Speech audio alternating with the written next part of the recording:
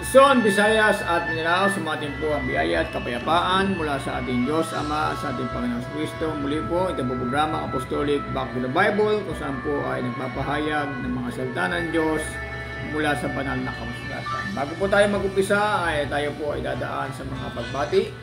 Nabati po natin ang ating mga kapatiran dito sa Kaibiga at Bagbagin, sa ating Pastor J. Paspi at sa kanyang may bahay, at nabati natin ang pamilya Durumal, Family Juan, Family Bayon, Family Fuertes, Family Mercado, at ang Family Mingito. At kaya hindi minabati natin ang Family Ayaw diyan sa Valenzuela.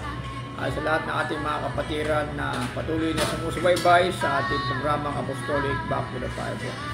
At binabati natin si Brother Elas Gamalo, Bertudaso Dagoplo diyan sa Bohol. Si Brother Ricky Vilaros, Pastor Arnold Catayas, at si Brother Elmer Abarino diyan sa Bicol. Binabati rin natin si Bishop Jason Gabrola.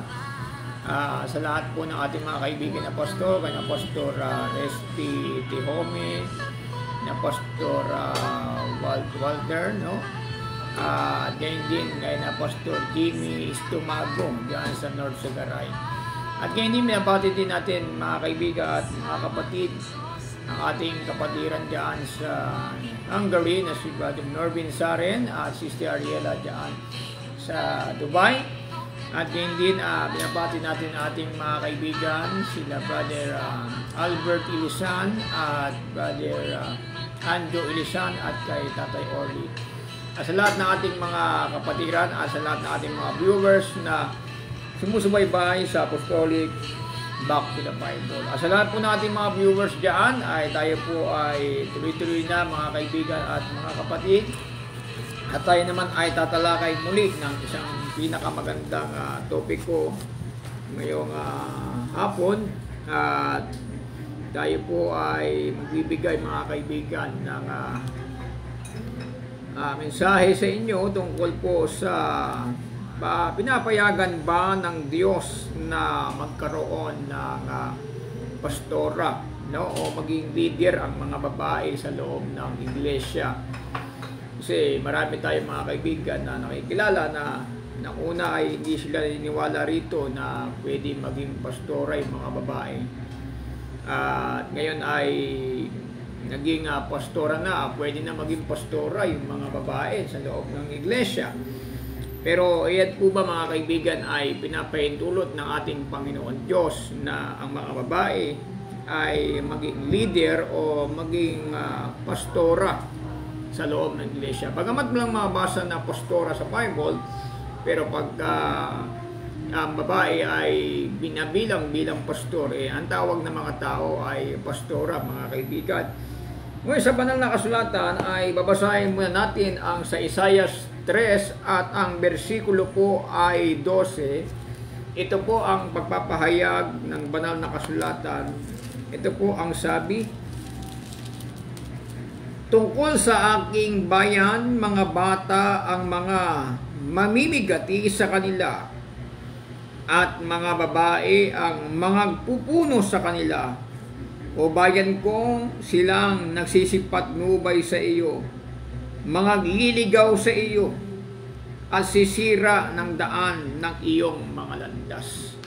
So ito mga kaibigan ay pinapahayag ni Isaias na pagka ang babae at mga bata ang mamumuno, ito raw ay sabi ay sila ay magliligaw sa iyo at sisira sa iyong daan. Yan po mga kaibigan ay isang warning po yan ni Prophet Isaiah about po sa pagka-babae po ay mamuno. Bagamat hindi po natin kinokondem ang mga babae sapagkat ang mga babae ay mahalaga ang kanilang role sa loob ng iglesia.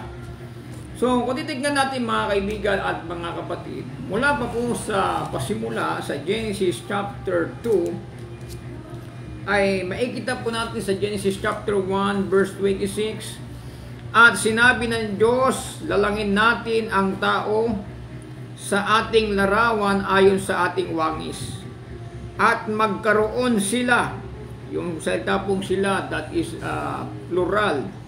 Magkaroon sila ng kapangyarihan sa mga isda sa dagat at sa mga ibon sa himpapawid at sa mga hayop at sa buong lupa at sa bawat umuusad na nagsisiusad sa ibabaw ng lupa.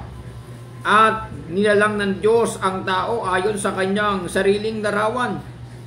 Ayon sa larawan ng Diyos siya nilalang niya sila na lalaki at babae. So ang pagkakalalang po ng Diyos sa tao ay lalaki at babae. So sabi po nito mga kaibigan ay sila'y magkaroon ng kapangyarihan sa mga isda.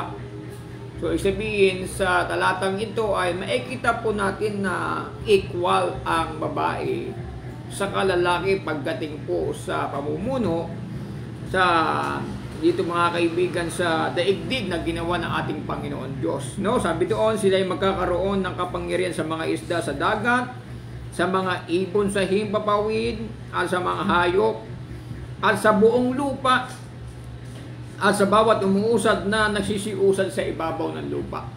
So si Eva at Adan mga kaibigan ay sila po ay equal pagdating po sa kanilang pamumuno, no?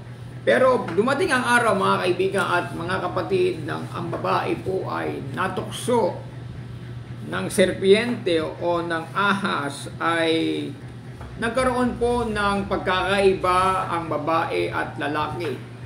Ang babae mga kaibigan ayon po sa 3:16 ng Genesis ay ganito.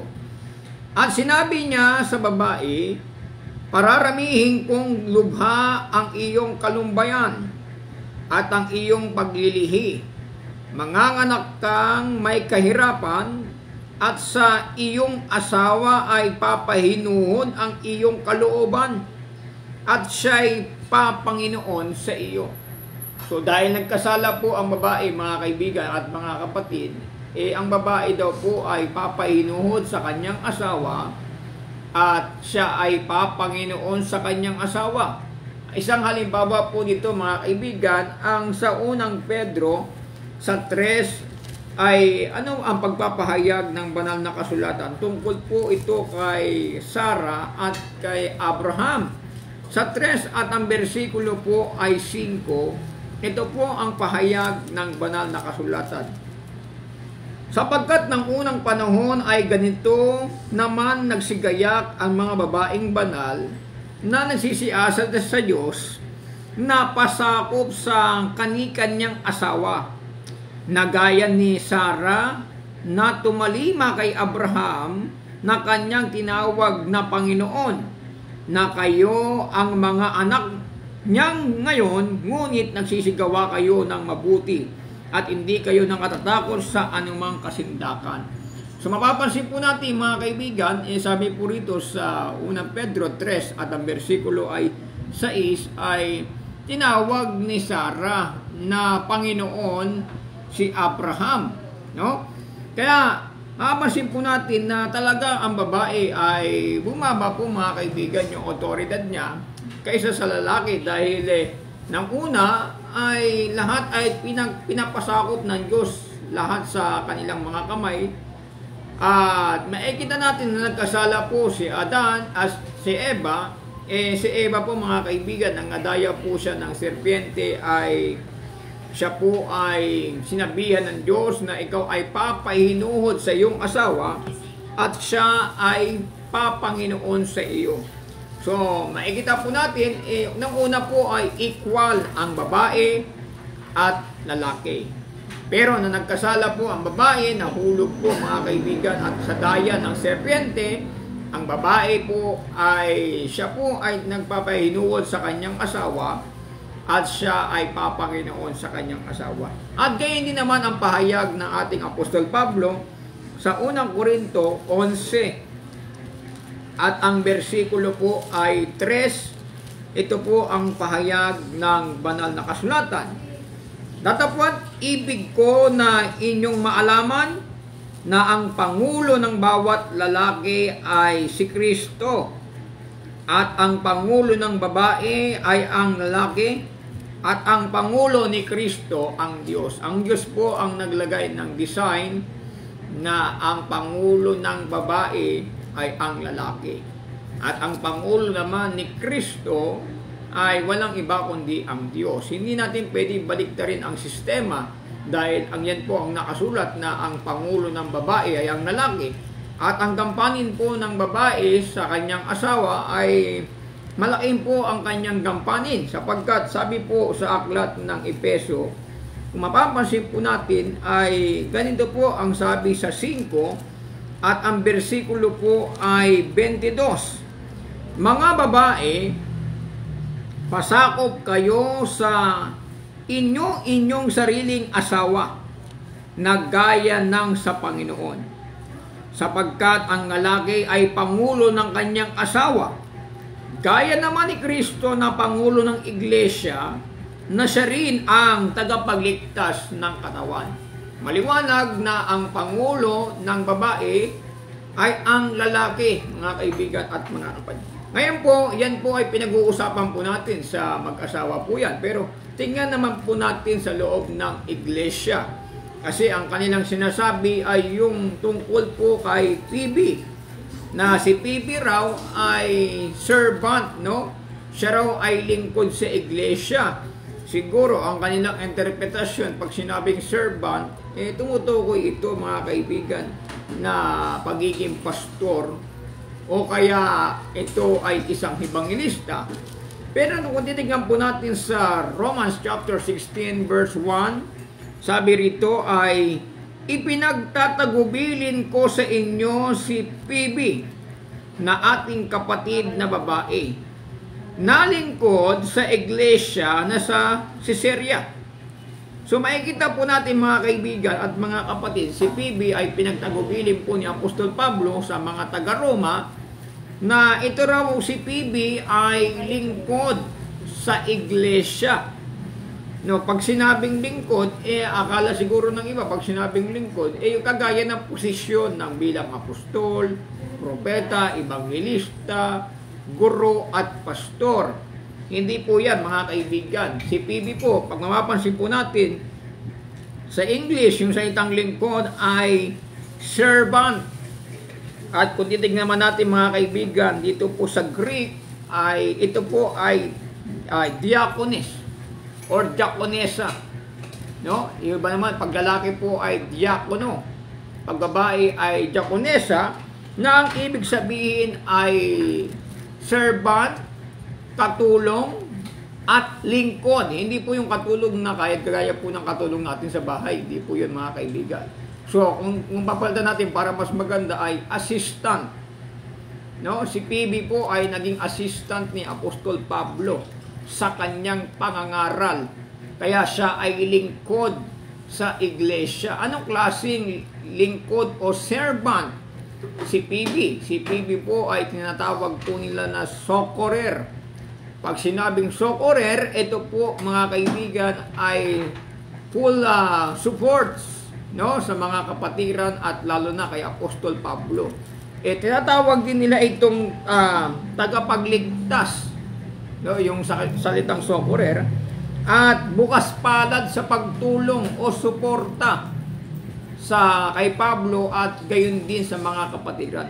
Hindi po siya kagaya nila Apostol Pablo na merong katungkulan bilang apostol, propeta, evangelista, guro o pastor. Hindi po siya kasama doon sa fivefold ministry, mga kaibigan, sa loob ng iglesia.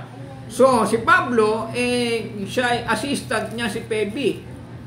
Pero hindi po si Phoebe ang namumuno sa loob ng iglesia, kundi ang Apostol Pablo. Dahil pahayag ng ating Apostol Pablo, kung si Phoebe po ang nangangaral sa loob ng iglesia, ito po ay magiging kontra sa sinabi ni Apostol Pablo sa unang Korinto 14 at ang bersikulo po ay 34 ay ganito.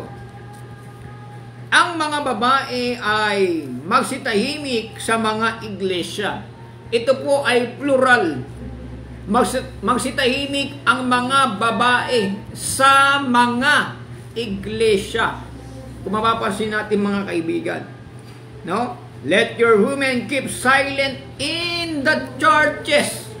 yan po ay plural. Hindi lang po ito sa isang iglesia. Hindi lamang po ito sa Korinto, kundi sa lahat ng iglesia, sabi ni Pablo, na ang mga babae ay magsitahimik sa mga iglesia sapagkat sila'y walang kapahintulutang mangagsalita, kundi sila'y pasakop gaya naman ng sinasabi ng kautusan. Sabi niya, mga kaibigan, wala silang permit magsalita sa loob ng iglesia. So, pinapatahimik ni Pablo ang mga babae sa mga iglesia. Ito ba ay tumutukoy sa pagpupuri at pagsamba? Paano ang mga babae makakapagpuri? Paano ang mga babae aawit sa Panginoon? Kung totally silent talaga sila at mananahimik sila. Ito po mga kaibigan, ang pagpapatahimik po na ito po ay tumutukoy po ito sa pagtuturo. No? Na ang babae, kung siya ay magtuturo sa loob ng iglesia, sabi nga ng banal na kasulatan, ang babae ay pasakop sa kanyang asawa. At kung ang babae ay hindi siya pwedeng magturo sa kanyang asawa, paano niya tuturuan ng iglesia na binubuo ng mga lalaki at babae? Yung asawa mo ay hindi mo pwedeng turuan. Paano pa yung hindi mo asawa ay tuturuan mo?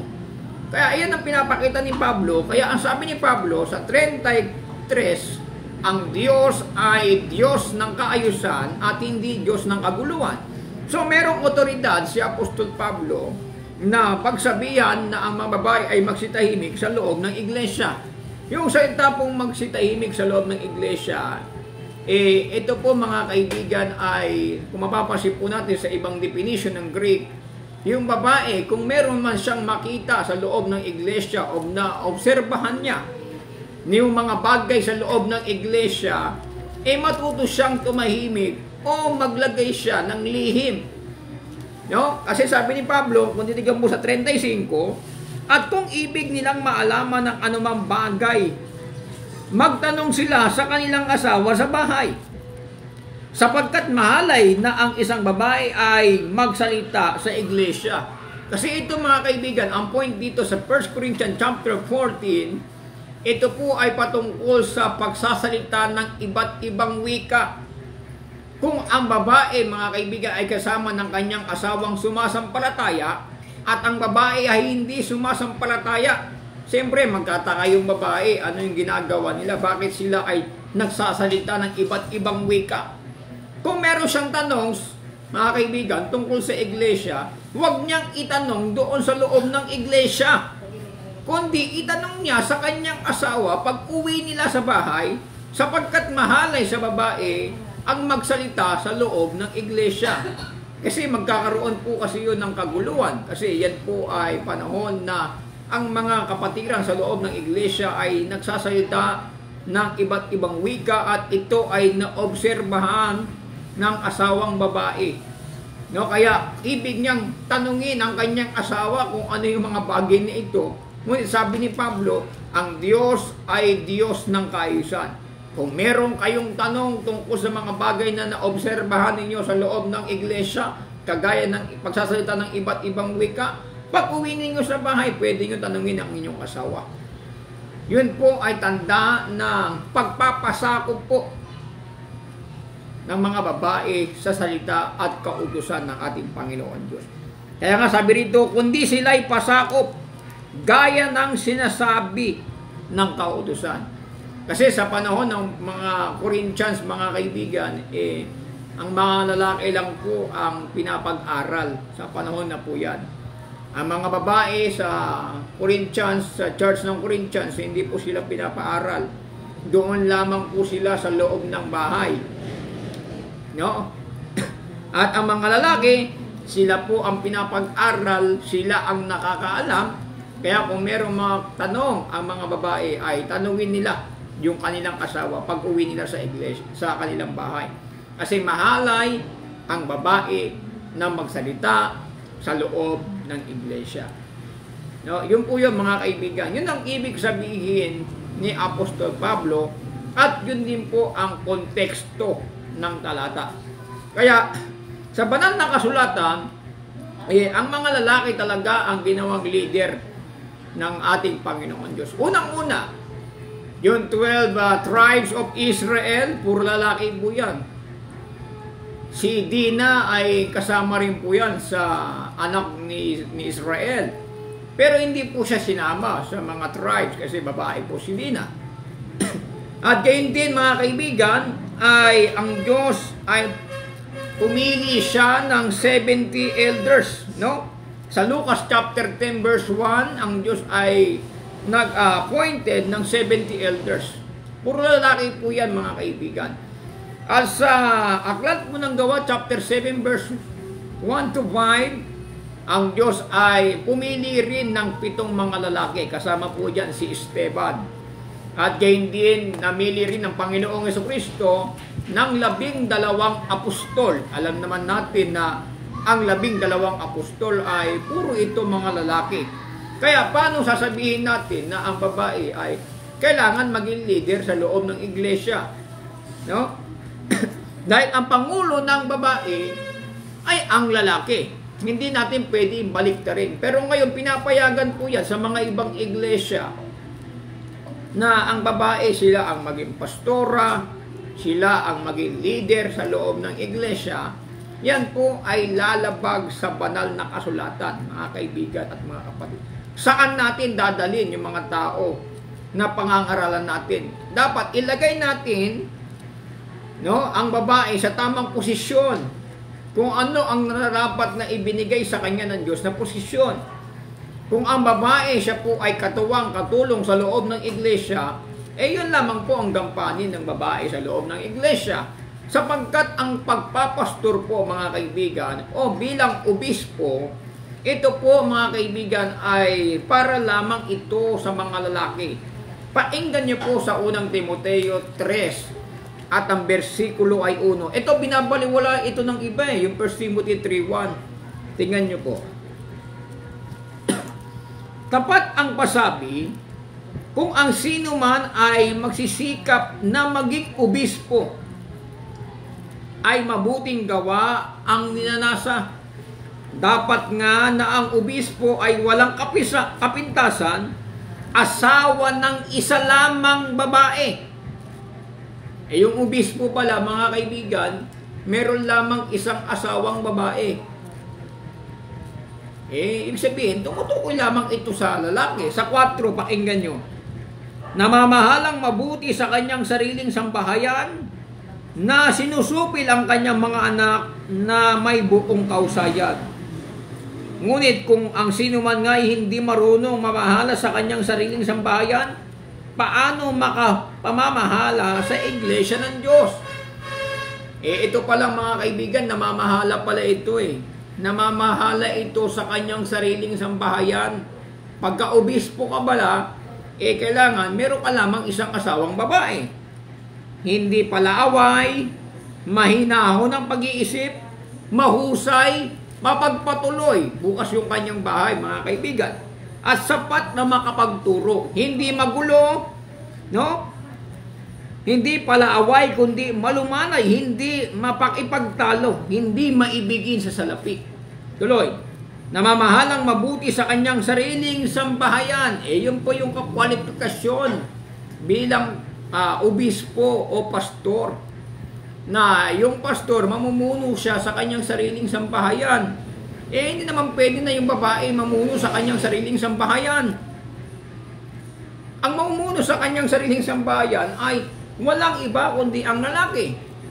Kaya nga, pag tinitingnan natin sa 1 Timothy chapter 2, verse 11 ay ganito.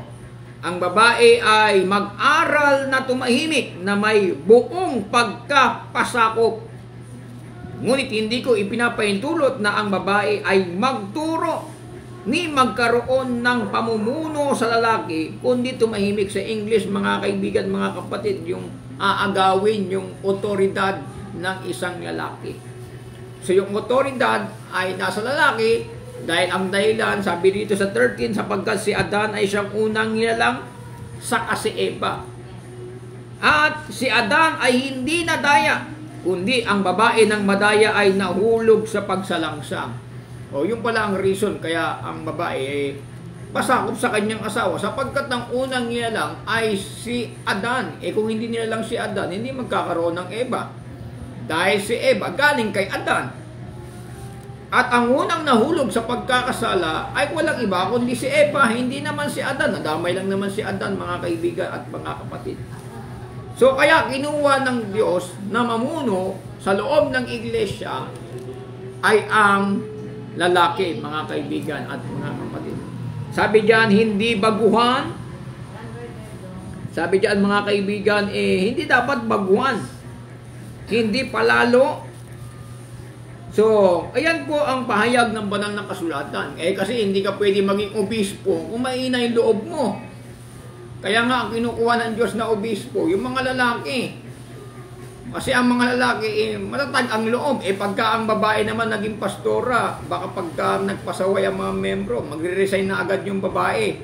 Anong mangyayari sa mga tupa? Mga kaibigan, kaya sabi ng Bible, hindi baguhan. No? Sabi, tuloy po natin, mga kaibigan. Hindi baguhan, baka siya kung magpalalo ay mahulog sa kaparusahan ng diablo. Ang kukunin nating obispo, yung hindi baguhan, yung dapat yung talagang siya po ay dedicated sa gawain, yung talagang veterano pagdating po sa paglilingkod sa pananampalataya. Matibay, mga kaibigan, mga kapatid. At kaya din ang sabi ni Pablo sa kanyang sulat kay Tito chapter 1 verse 5, dahil dito'y iniwan kita sa Kreta upang husayin mo ang mga bagay na nagkukulang at maghalal ka ng mga matanda sa bawat bayan na gaya ng ipinagbiling ko sa iyo.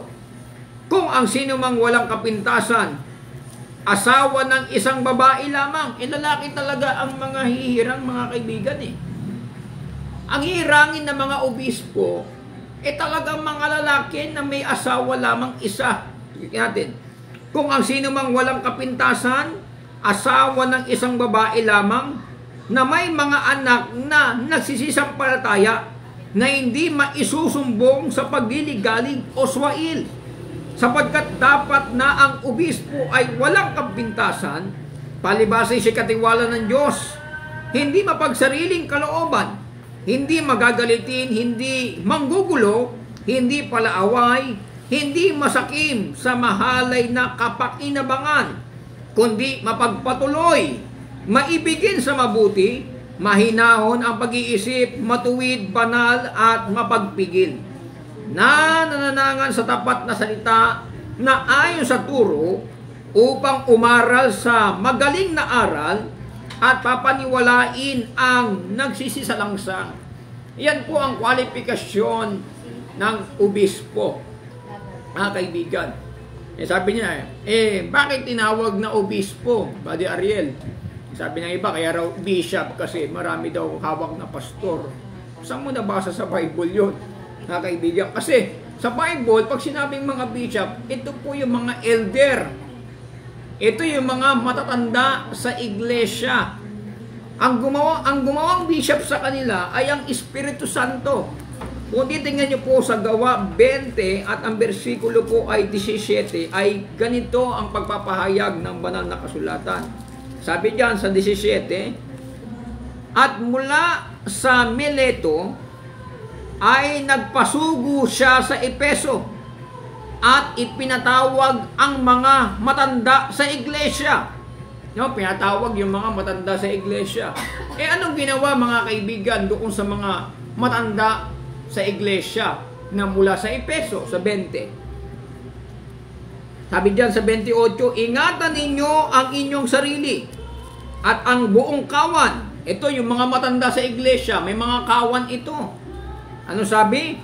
Na sa kanila'y ginawa kayo ng Espiritu Santo na mga obispo upang pakanin ninyo ang iglesia ng Panginoon na binilingan ng kanyang sariling dugo. Yung mga elders sa Epeso, pinatawag din ni Pablo.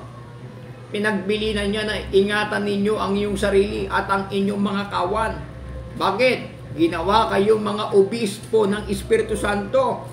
Halimbawa, mga kaibigan, meron kayong pastor sa loob ng iglesia, yun ang bishop ninyo. Yung nagpapakain ng salita ng Diyos, yan ang obispo natin. mga kaibigan at mga kapatid. Yung mga matatanda sa iglesia, ginawa silang obispo ng Espiritu Santo. Pero kung ginawa ka lang obispo ng tao, mali yan. Ang Espiritu Santo ang maglalagay na ikaw ay maging obispo. Walang definition sa Bible na pag tinawag kang bishop, ibig sabihin marami kang pastor. Wala nakalagay sa Bible na ganyan. Particular sa Bible, tinatawag lang yung bishop na elder. Pangkaraniwang lang yung tinatawag sa panahon nila.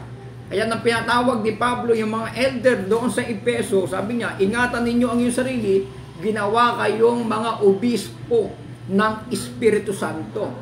Pag sinabing elder, katumbas po yan. Yan po ay equivalent ng mga pastor, mga elders, at tatawag yan ng overseer sa loob ng iglesia. Yung bishop saka yung pastor, parehas lang po ang kwalifikasyon. At walang kwalifikasyon na, walang definition sa Bible na yung bishop, maraming hawak ng pastor. Wala po yan, mga kaibigan. Equal lang po yan. Kung titingnan po natin sa 1 Peter chapter 2, ay ganito ang pahayag ng banal na kasulatan sa 2:25. Sapagkat kayo'y gaya ng mga tupang nangaliligaw, tatapwat ngayon ay nangagbalik kayo sa pastor at obispo ng inyong mga kaluluwa. Pastor at obispo. Sino ba itong pastor at obispo? Ay walang iba kundi ang ating Panginoong Jesucristo. Malinaw po yan, mga kaibigan at mga kapatid. At kasi hanapin nila, bakit wala sa fivefold minister ang bishop? Paano yan, mga kaibigan, mga kapatid? Kasi ang bishop, mga kaibigan, saka pastor, parehas po ng gampanin at kwalifikasyon, mga kaibigan at mga kapatid. Ang unang bishop sa Creta ay ang nilagay ni Pablo ay walang iba kundi si Tito. At ang unang bishop naman sa Efeso ay walang iba kundi si Timoteo. Si Timoteo, evangelist na, bandang huli, siya po ay naging obispo.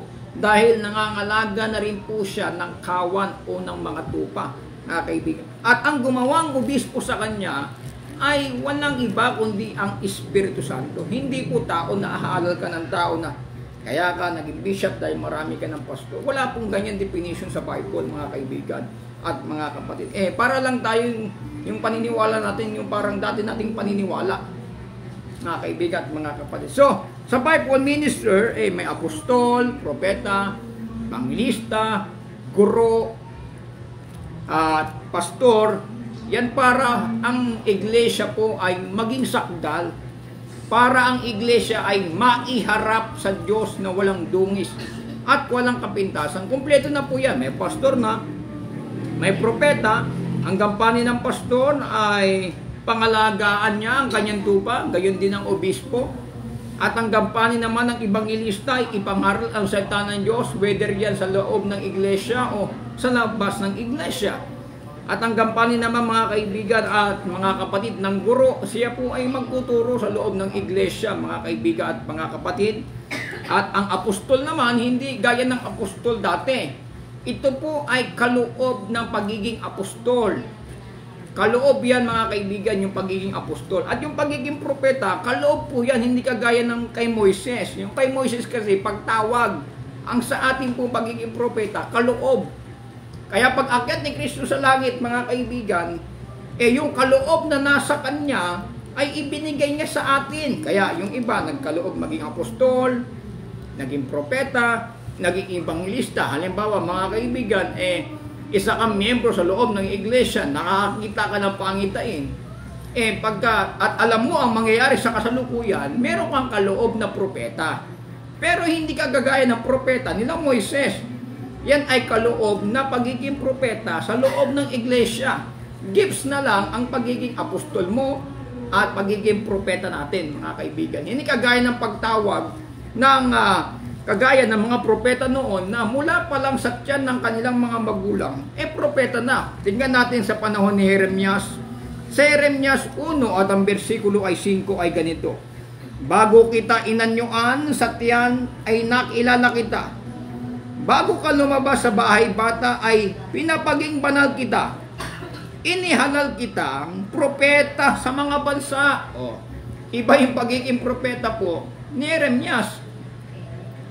No, bago pa lang ipanganak si Jeremias, sa tiyan pa lang siya ng kanyang magulang, propeta na siya. Hinalal na siya pagiging propeta. Paano naman yung pagiging apostol ni Apostol Pablo? Painggan niyo mga kaibigan sa Galatia 1. At ang bersikulo po ay 15 ay ganito. Ngunit nang minagaling ng Diyos na siyang sa akin ay nagbukod, buhat pa sa tiyan ng aking ina, at ako'y tawagin sa pamamagitan ng kanyang biyaya. Si Pablo pala nakabukod na Sa tiyan pa lang ng kanyang magulang, si Pablo nakabukod na upang maging apostol ng mga hintil. At kay Jeremias, sa tiyan pa lang siya ng kanyang magulang, inihalal na siya bilang propeta. Pero ang pagiging propeta at apostol natin, ito po ay kaloob ng ating Panginoong Jesucristo. Pagiging pastor, kaloob, kung paano ang Panginoong Jesucristo na siya nasa lupa, nangangalaga siya ng tupa, kung natanggap mo ang kaloob na yan, yun din po ang magiging kampanin mo. Kung paano ang Panginoong Jesucristo ay naging guro, dahil tinanggap mo ang kaloob na yan na mula sa ating Panginoong Jesucristo, ikaw rin po ay magiging guro sa loob ng iglesia. Maging evangelista ka man, apostol ka man, propeta ka man, lahat yan na kaloob na yan ay galing sa ating Panginoong Jesucristo.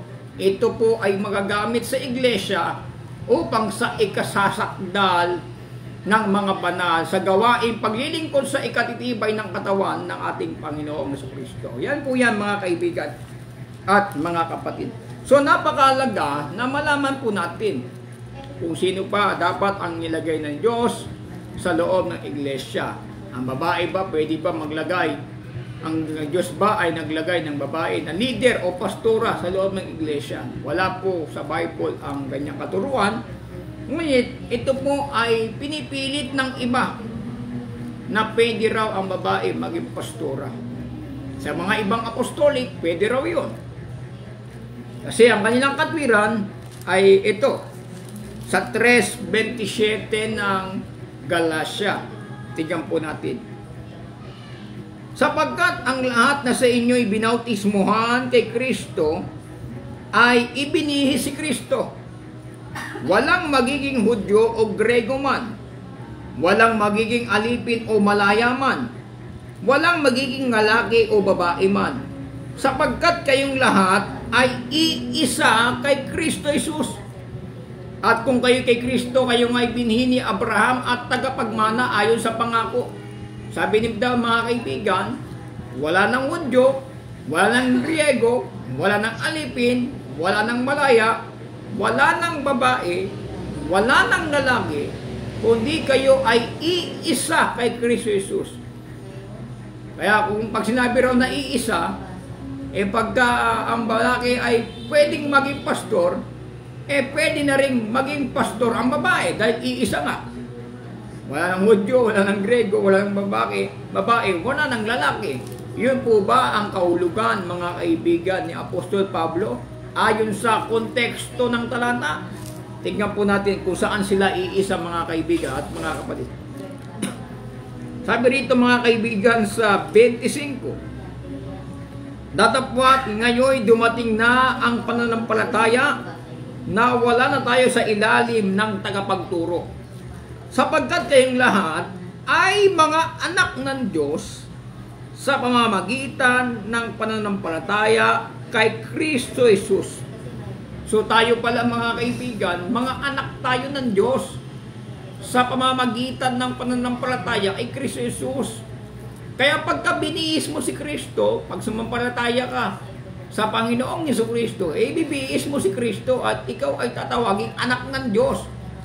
Pag ikaw kay Kristo, bini ka ni Abraham, tagapagmana ka ayon sa pangako. Wala na magiging Hudyo o Grego man, no? Alipin o malaya man, lalaki o babae.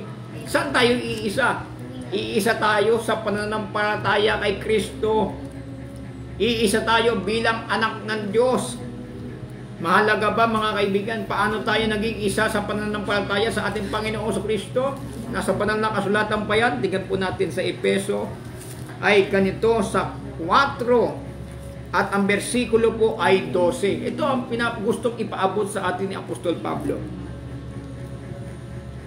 At ipinagkalooban niya ang mga iba na maging mga apostol, for 11 of the book of Ephesians, ang ibang ilista, ang iba'y propeta at ang iba'y mga pastor at mga guro, sa ikasasakdal ng mga banal, sa gawaing paglilingkod sa ikatitibay ng katawan ni Kristo, hanggang sa abutin nating lahat ang pagkakaisa ng pananampalataya at ang pagkakilala sa anak ng Diyos, hanggang sa lubos na paglaki ng tao, hanggang sa sukat ng pangangatawan ng kapuspusan ni Kristo, hanggang sa abutin natin ang pagkakaisa, mga kaibigan at mga kapatid, ng pananampalataya at pagkakilala sa ating Panginoong Jesucristo, mga kaibigan.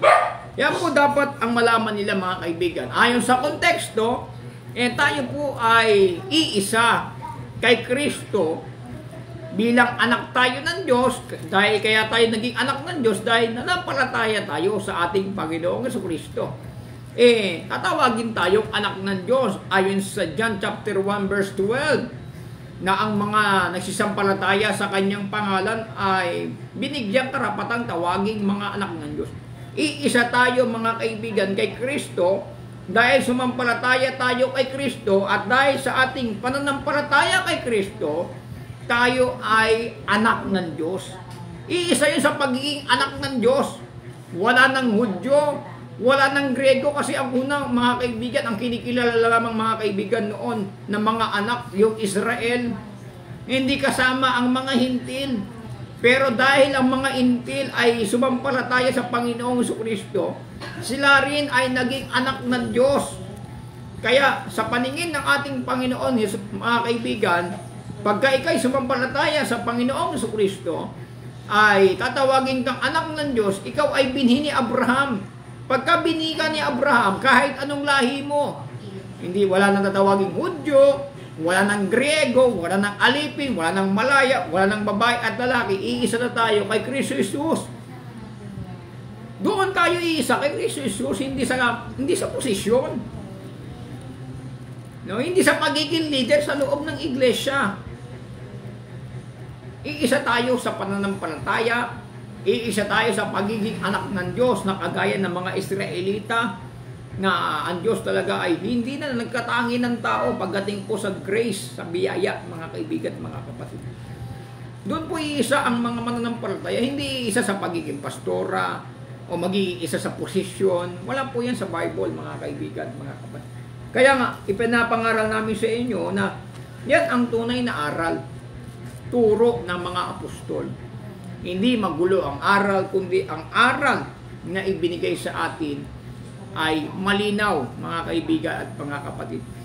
Kaya nga, nagkataka tayo, bakit yung mga apostoling kayo pinapayagan na ang mga babae ay sila ay maging leader o maging pastora sa loob ng iglesia. Yan po, mga kaibigan, mga kapatid, ay taliwas sa paniniwala ng tunay na iglesia. Bagamat merong mga tinatawag na servant sa loob ng iglesia, kagaya nila PB, mga kaibigan at mga kapatid, pero hindi po sila leader. Sila po ay mga assistant lang, mga katulong, mga katuwang sa loob ng iglesia. So, ang lalaki pa rin ang nilagay ng ating Panginoon Diyos, mga kaibigan. Sapagkat sabi ni Pablo, ang pangulo ng lalaki ay si Kristo, ang pangulo ng babae ay ang lalaki, at ang pangulo ni Kristo ay ang Diyos. Maliwanag po yan, mga kaibigan at mga kapatid. Masakit nga lang isipin, pero bakit binago nila yung mohon ng aral? Dapat din nila binago yung aral ng apostolik. No?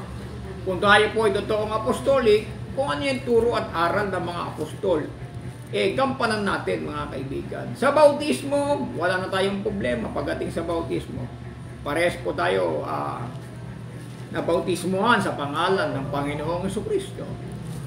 Pagdating po, mga kaibigan, sa mga bagay tungkol po sa pagsusuot ng mga bagay na alas or make-up, parehas po tayo dyan. Pero bakit pagdating po sa aral tungkol sa pagiging pastor na kwalifikasyon, bakit maglalagay po tayo ng babae na gagawin natin pastora o kaya magiging leader sa loob ng iglesia? So, ang mangyayari po yan mga kaibigan, sisirain natin ang kasulatan at ang turo at aral na ipinagkatiwala sa atin na ating Panginoong Jesucristo. So, nawa mga kaibigan, ito po ay magbigay ng babala at magbukas po sa inyong pananaw at sa inyong pananampalataya na talagang ang nilagay ng Panginoon Diyos na maging leader sa loob ng iglesia o maging pastor sa loob ng iglesia ay mga lalaki.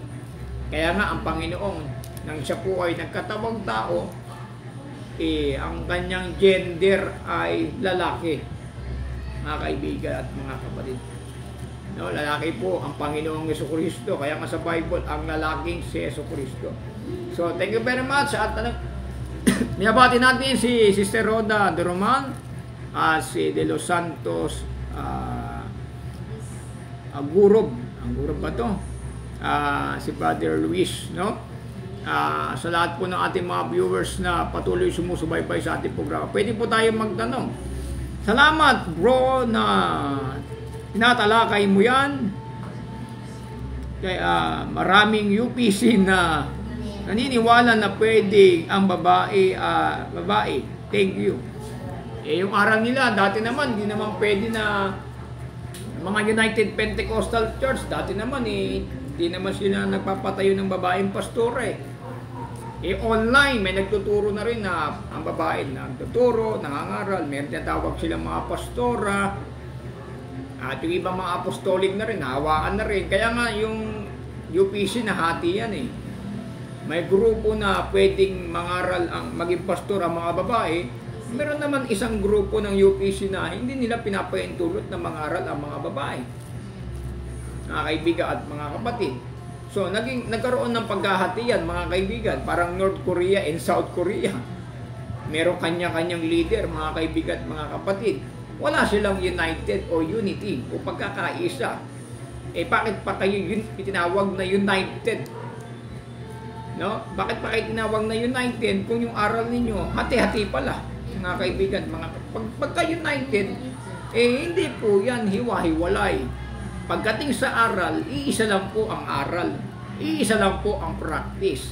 Nagkakasundo tayo pagdating sa bautismo. Pero pagdating naman diyan sa paglalagay, pagkatalaga ng leader o pastor, bakit tila pinayagan nyo na maging pastora ang mga babae? Nilagay nyo sila sa posisyon na hindi naman para sa kanila, mga kaibigan at mga kapatid. Ang babae ba ay meron ba siyang sariling posisyon sa banal na kasulatan? O tingnan po natin mga kaibigan at mga kapatid, sa aklat po ng Tito ay tingnan po natin mga kaibigan ano ang pahayag ni Apostol Pablo. Ay ganito po.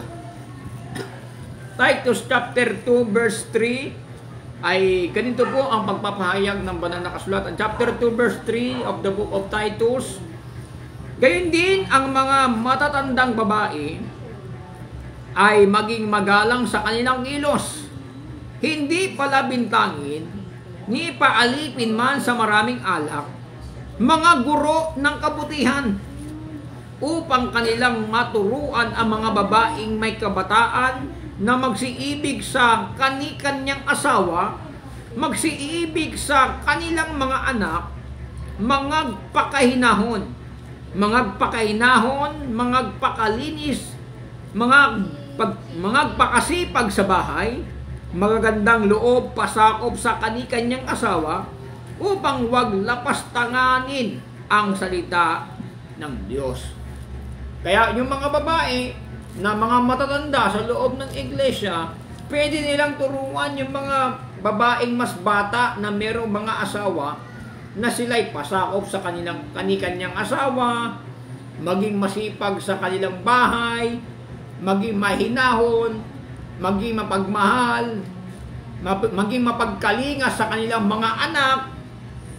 Yun po ang gampanin ng mga babae sa loob ng iglesia. Yung mga matatandang babae sa loob ng iglesia, makakapagturo sila sa mga babaeng mas bata sa kanila at matuturuan nila na magpasakop sa kanilang asawa at matuturuan din kung paano alagaan ng kanilang mga anak.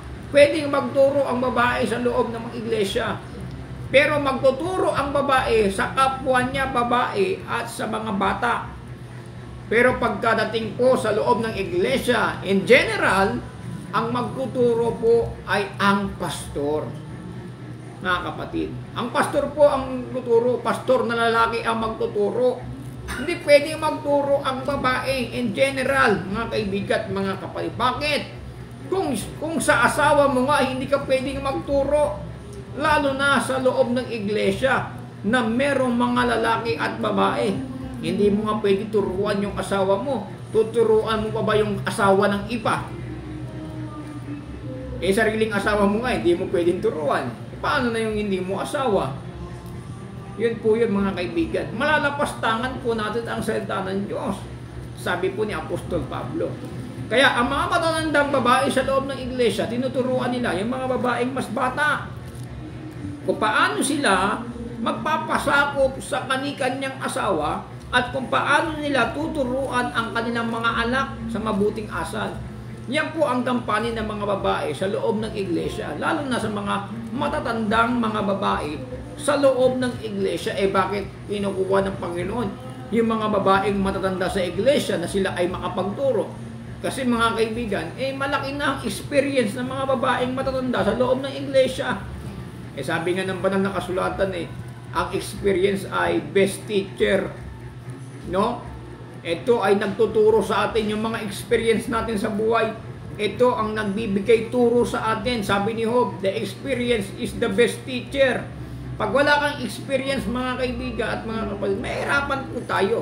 Dahil yung mga matatanda sa loob ng iglesia, na mga babaeng matanda, sila experienceado na pagdating sa pag-aasawa, pagdating sa pag-aalaga sa mga anak, kaya meron na silang karapatan o kakayahang magturo sa mga babaeng mas bata sa mga iglesia na pasakop sa kani-kanyang asawa at gayon din sa kanilang mga anak.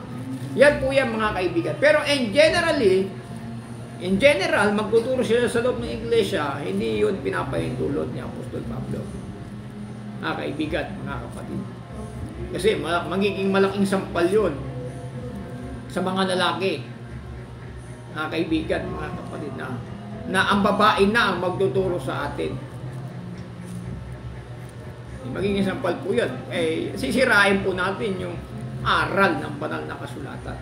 Paano yan, Brother Ariel? Paano kung yung asawa kong lalaki ay wala namang pinag-aralan? At ako naman babae ay mataas yung aking pinag-aralan. Hindi naman nakukuha yan sa pinag-aralan natin na hindi porket mataas ang ating pinag-aralan ay pwede na natin andirin ang ating asawa na walang pinag-aralan. Hindi po yan. Utos po ng banal na kasulatan na igalang ninyo ang inyong mga asawa. Maigi, basahin natin yung talata na yung mga kaibigan. Hanapin po natin sa banal na kasulatan. Dito po sa 5:33 ng Efeso ay ganito.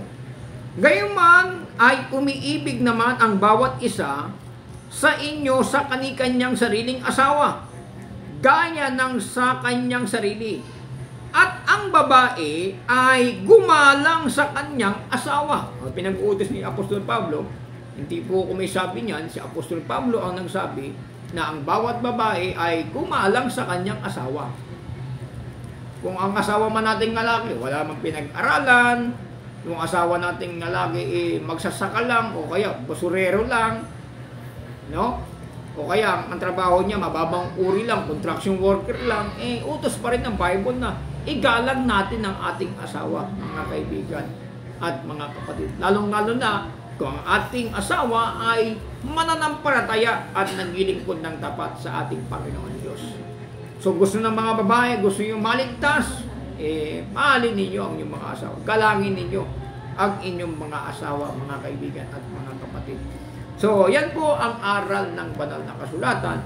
Kaya, hindi pinahintulot ng Panginoon na babae ay mamuno sa loob ng iglesia. Unang-una, ang unang nilalang ay ang lalaki at ang pangalawa, ang babae, ang nadaya, hindi ang lalaki, mga kaibigan at mga. Pero nang una, pinagkatiwala sa kanilang dalawa ang buong kapamalaan. Sila po ay equal pagdating sa kapangyarihan. Pero na nagkasala ang babae, nahulog sa pagkakasala, sabi ng Panginoon sa babae, ay ikaw ay papainuon sa iyong asawa at siya ay tatawagin mo Panginoon. Gaya naman ni Sarah, mga kaibigan, tinawag niyang Panginoon si Abraham according to the 1 Peter chapter 3 verse 5 to 6, mga kaibigan. So thank you very much sa lahat ng ating mga viewers, at ngayon po ay tayo po ay magkatapos na. Pagpalain po kayo ng ating Panginoon Diyos. Maaari po nating i-like, i-share ang ating programang ito upang ito po ay makapagbigay ng warning, mga kaibigan, at babala sa lahat, mga kaibigan at mga kapatid. So pagpalain po tayo ng ating Panginoon Diyos, at to God be all the glory.